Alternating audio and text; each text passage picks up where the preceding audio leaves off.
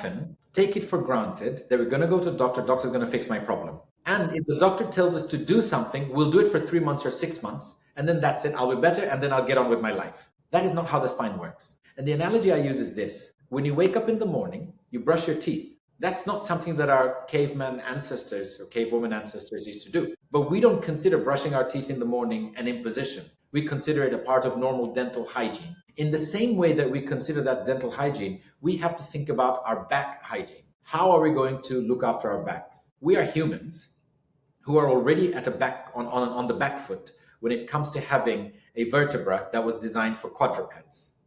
For the last 5 to 8 million years, we're abusing this structure in an upright fashion. Then we stare at computers. Then we stare at phones. And we sit at a desk all day long, which our hunter-gatherer ancestors didn't do until about 40, 50,000 years ago, which is no time for an evolutionary timescale. So it is incumbent on us as humans to look after our backs, and we cannot consider that an imposition.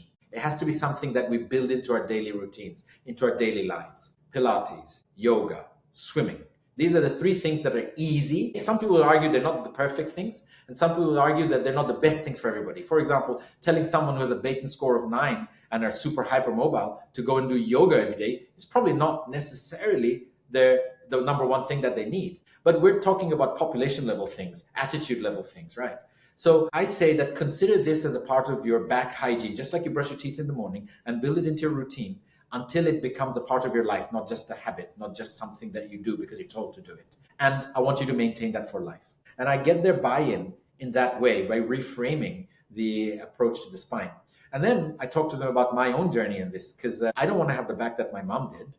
My mom didn't have physio any time after her 4 spinal surgeries because they thought operation done and gone. Useless, pointless. No one was advising that to her. And she thought that sitting in bed was the right thing because you don't want to injure the place that's been operated. I mean, these are all simple things that could have been addressed. Now, I myself do Pilates, yoga, and swimming every week. I start off with reformer. I do mat because I don't have time for reformer all the time and it's not as flexible. Today, I had a 2-hour lunch break. My office knows that's a sacred lunch break. They cannot book a patient at that time because I go to a swimming pool and I do a 1-kilometer swim every Thursday.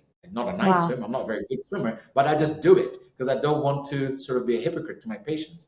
I don't have a back problem, touch wood, yet. I'm sure if I scan myself, I'll find something. But I want to enforce that same back hygiene principle on myself because unless I'm able to do it myself, how can I expect my patients to do it? And that's how I sort of train my patients to be involved in the journey and do the things that we need to do to make sure we don't end up in front of me in the first place.